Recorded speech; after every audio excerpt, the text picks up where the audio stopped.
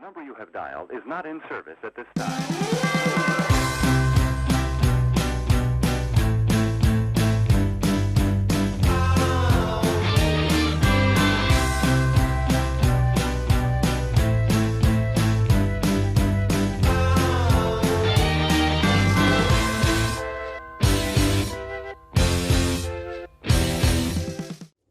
Welcome to Spotlight on the Arts. I'm Patrick Christiano, your host, the publisher of TheaterLife.com, a website for theater buffs covering everything theater. And we're coming to you from the LTV studio in Wainscott, where I have a really special guest, my friend, Riki Kane Larimer, theater producer, entrepreneur, a member of Bay Street Board.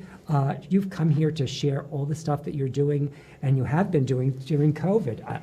Welcome. I'm so glad to see you, Riki. Thank you, Patrick. It's a pleasure to be here with you. Oh, it's my pleasure, too. I always love chatting with you. And I love chatting with you. But let's get to what you're doing right away, because you have a really cool project that you conceived. Yes, I did. It's called the American Songbook. It's the called, York. It's the York, which I'm also on the board. You have to mention that yes, I'm the you're vice on the board president of the York, too. of the board. And you make the things York happen when you're Theater on the board, Company, I can which tell you that. is just celebrating its 50th anniversary. Wow. We're very proud of that. We love the York. I love the York. If people don't know about it, it's on 54th Street in Manhattan. Like everyone, we've had a very difficult spring and summer. It's been tough, but we will come back, that's for sure. In the meantime, like so many of these theater companies, what we're doing is figuring out other ways to stay busy and to entertain our wonderful patrons. And so now the York is unique in that we produce musicals, only musicals. Yeah. Sometimes original musicals. Sometimes they're original, and sometimes we bring back forgotten musicals and musicals that didn't get very much attention when they came out years ago.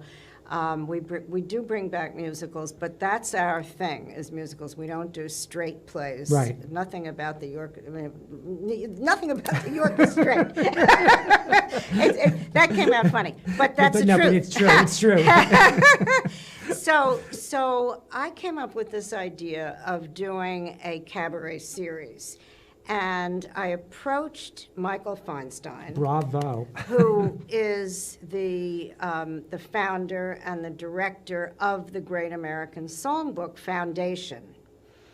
He really has a wonderful organization, and I'm fortunate to know him and the people on his board. And so I thought, what a great thing to do, to take the Great American Songbook and do the Broadway Great American Songbook. So all the songs that are on this new cabaret series are from Broadway musicals, that's our approach, and that's the way we present it. And I have to tell you, I am so proud and so delighted of the way this thing came out, because what we decided to do is, rather than doing it on a Zoom where you have each person singing live, which is fine, but the way to make it really slick and really professional is to pre-record it. Now, I learned that from Bay Street. When Bay Street, if you remember, Bay Street did a fantastic gala, and a lot of it, most of it, was pre-recorded. So what we did with this cabaret series is we pre-recorded it in my living room, which was so much fun. I can't begin to tell you. I mean, I got stories up the kazoo, but this was really fun.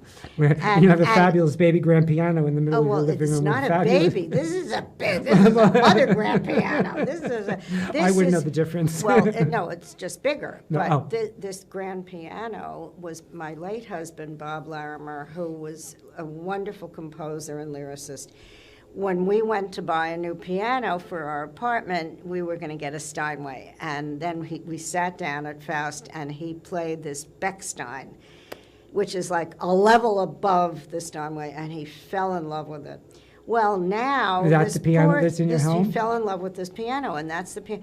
But the poor piano, I don't play. It sits there and it looks at me and it says, nobody's playing me. But you brought people in to play it, and I've been there. I've been seeing it. So now once you in a did- blue moon. Once in a blue moon. But this was, it really got played.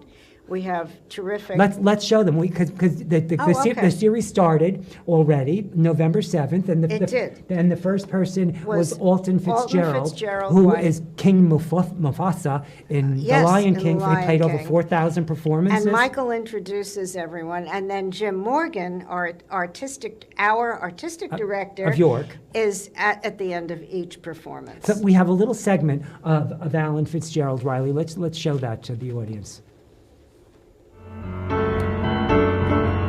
They live in you. They live in me. They're watching over everything we see.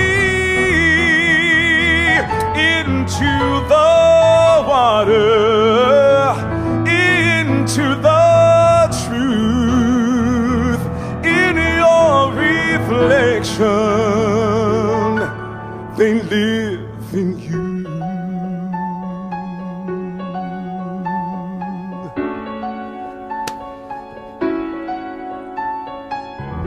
Inganyama, lingwenamabala. Inganyama, lingwenamabala.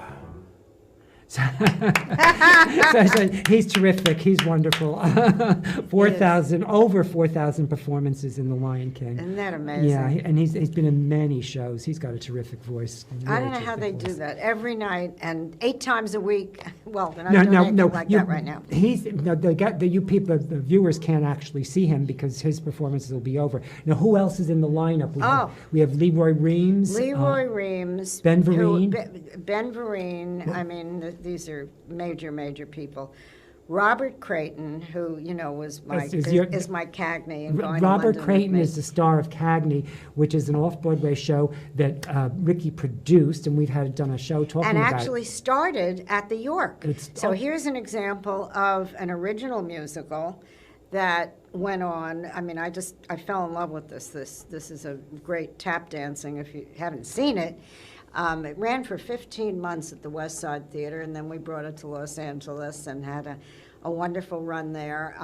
But it's the story of Jimmy Cagney, and it's fabulous. Yeah. I reviewed it and loved it. I don't know if you remember that or not. Oh, I do remember that. I remember all the great reviews. But he's phenomenal. Bobby is amazing. I mean, we'll talk more about that later. I want to stay with this because you're going to bring it to London, and I want to talk a little bit about what's happening there. But I want to get through this lineup too. We have so much to talk about. Yes, and our time goes fast here. You wouldn't believe how quick it goes. Okay. So we have Lilius White, Karen Mason, George Budd, Robert. Who else am I missing there? That's going to be in the cabaret. Ben Vereen, Bobby Creighton, Lilius White.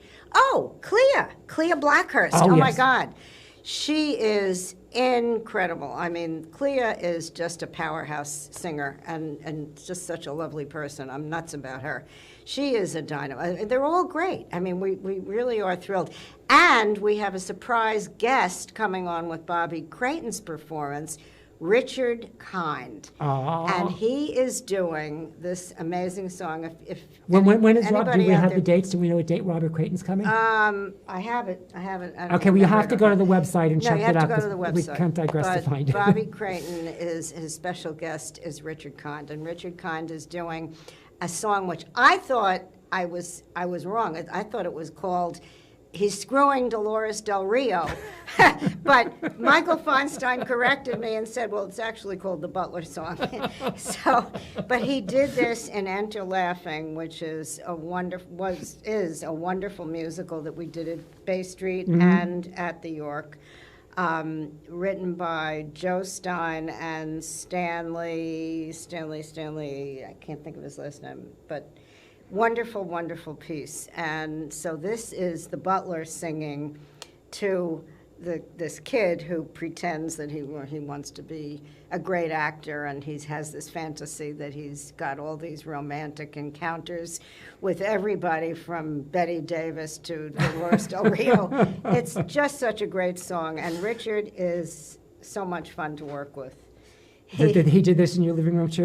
Has this been pre-recorded already? He did it in my apartment, and he comes in and he says, I want the lyrics real big, 15 point. I want a real big size lyrics. So where are the lyrics?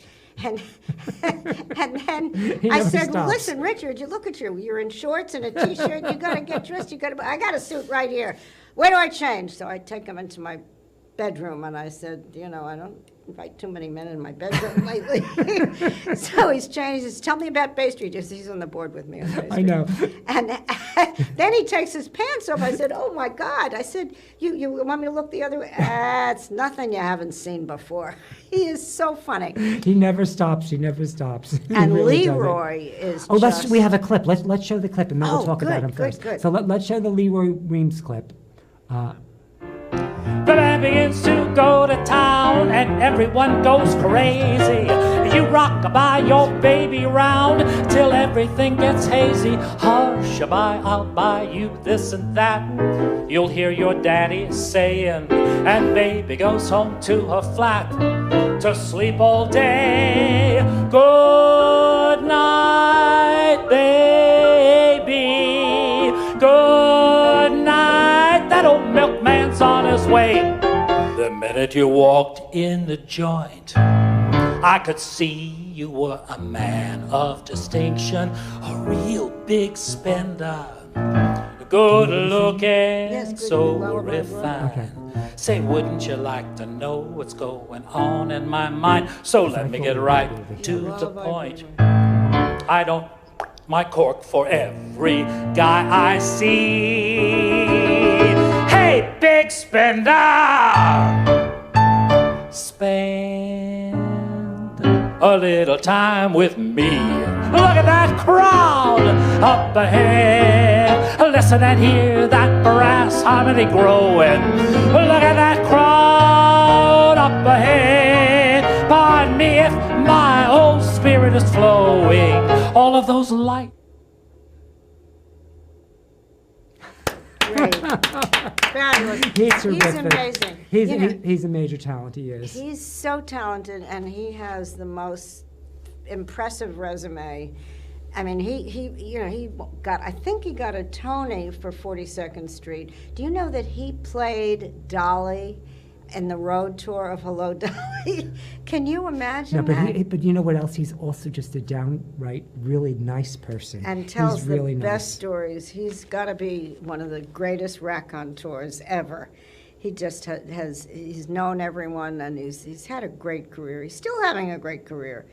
I saw him not too long ago at 54 Below on New Year's Eve. I guess it was 2 years ago. He's still doing a lot of cabaret. He's very lively and right out he's- there. So you're also having Lilius White. Let's show Lilius for people that don't know who she is. We have a picture. Do you have Lilius No, we have a White? picture of her. Oh, a picture. I just Oh, wanted she's to, good. because she is just incredible.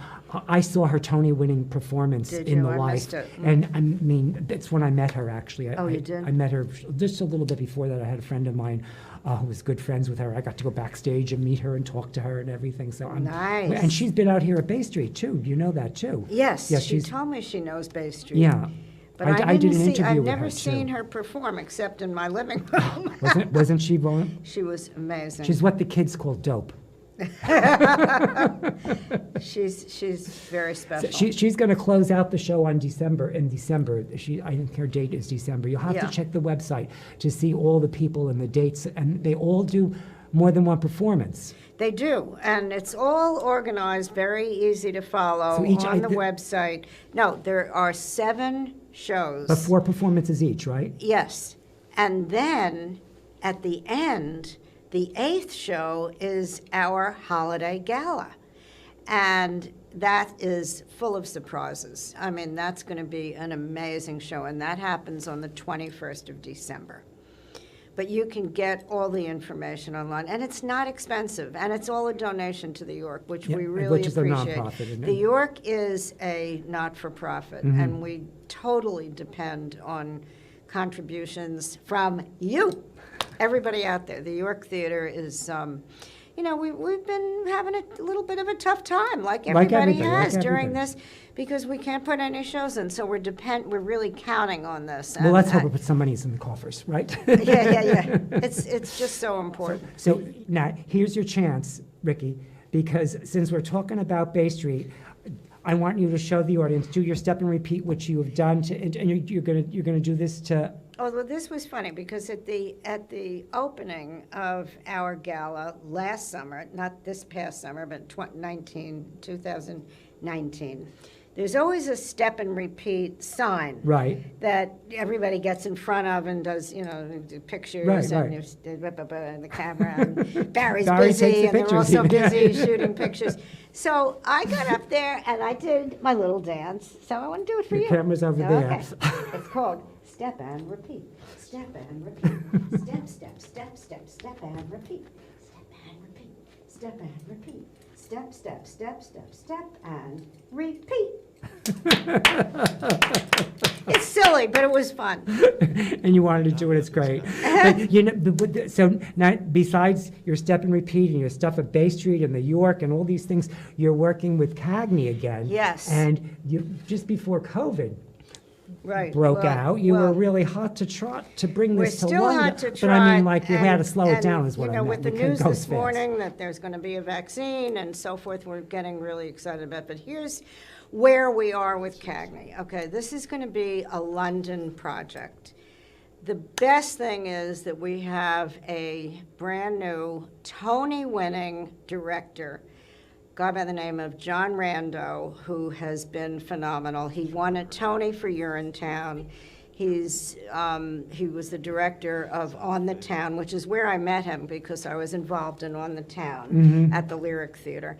And and he's worked very closely with Josh Burgas, who's our choreographer. They've done a lot of projects together.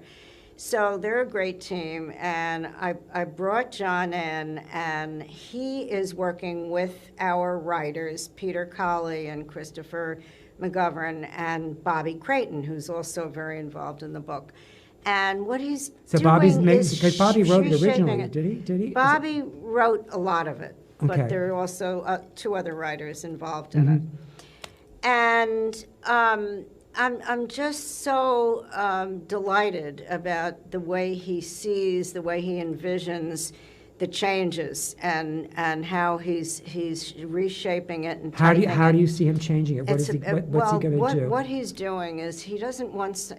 Okay, this is his words. He wants less crap and more tap. And he wants to get rid of the fluff. In other words, we don't need to have Jack Warner's secretary do a big. This is about a man who is legendary. By the way, the name of the show has changed. It's no longer called Cagney. What is it? The name of the show is Top of the World. I love it. The Jimmy Cagney musical, similar to Beautiful, the Carole King musical. So. They were a little concerned over there in London that maybe not everybody knows who Jimmy Cagney was. But Top of the World, of course, is the big final, ending of White Heat, where he's on top of the big oil, right, and everything explodes, and he's top of the world, Mom. He's so great. I love Bobby My Creighton. father was a big Jimmy Cagney fan, so I've seen all his movies. But I really think, in London, I think a lot of people today would not know who he was, especially young audiences. Well, so it's going to be called who will Top of the World. gravitate to him when they find out. Do you know that? Yeah, absolutely. So what we're doing is we're going to cast it over there. And it's not going to be a great big show. It's not going to be so the only person you're keeping is Robert. As far as we Creighton. know. And, at first I was thinking of getting a big name for Jack Warner. But John doesn't want to do that. He wants to keep the focus on the man. And so we're going to go over there and do a workshop production and invite every theater owner that we can and every investor, and then get a theater there. And how do you coordinate this during COVID? How does it happen? Well, you can't do it during COVID. So what do you do? Just sit and wait now? You have to wait until this thing is over. And the minute we get the green light, We are packing up and making our arrangements, and we're on Will our it be way. a fight for theaters at that point? Well, as soon as they allow theater attendance, Uh-huh. as soon as everything relaxes and we can go over there without quarantining and all of that, as soon as we get the green light that it's okay and things are getting somewhat back to normal so that we don't have to, constantly worry about the virus. Do you think they're going to? Who knows when that's going to be? Do you think they'll be ahead of us and being? I don't know. Because Maybe. I know none of us have any answers, do we? Nobody knows. Really, we don't know. I mean, everything's a big question mark, but we are preparing and we're working on the script. The script is changing about 20%. The score is the same. I mean, the score is great, Yankee Doodle Dandy It's and Grand fabulous. Old Flag, and it's really terrific. And Robert is just amazing. And I mean, he is the epitome, the essence of Cagney. I mean, he blew me Well, away. when he was in acting school, his acting teacher said to him, you look so much like Jimmy Cagney. And he got started on that, and he did his research, and he said, you know what? I really want to pursue this. This is a great idea. And that's when it started, years ago, when he was a kid. So his acting suits teacher him. planted the seed. Yeah, exactly. It grew. Exactly. And then he She wrote the planted- script. She planted the How seed. did it come to you initially? How did who come to me? The Cagney. Oh, well, I was at the York, and I saw a video of what they were planning to bring. Oh, I know what happened. About a minute and a half. Oh, okay, all right. Well, anyway, no, the way it happened was they started it at the York because the show that the York was planning had to cancel. So they brought in Cagney, and as soon as I saw it, I fell in love with it. I love tap. I love patriotic music. I love those songs. I really always loved that type of music. So I said, this is something I really want to take to the next level. And that's when I presented it to the West Side Theater and to Terry, Terry at the West Side. And they took it, and it was a sellout. It was a great success. And then, so now, what? How long did it run at the West Side? How much what? How long did it run at the West Side? 15 months. And then you took it to L.A. for how many performances? That was just a Well, short that we only could do a short window because Bobby was in Frozen. Oh, So I he knew there was- needed to be back, and so we can only do 3.5 weeks. It was just to test the waters, so to speak, right? But it was a big hit. And my partner, Katie Edelman Johnson, lives in L.A. Her father wrote and produced 14 Jimmy Cagney movies, including White Heat. So we have, I wish she were here, you'd interview her with me. She's very Bring her next interesting. time. we have 15 seconds left. okay. You're going to have to come back and share the progress of what's going on at Bay Street and what's happening with you and with Cagney as soon as you're kind of ready to gear up to go to London. We want to hear more about it. I will. I'd love to come back anytime. You've got always something happening. You're going to have more stuff going. So And go to our website, York Theater, THEATRE, like Jim likes to say the pretentious way, .org. Thank you for coming, Riki. Thank you, Patrick. It's pleasure. been a pleasure.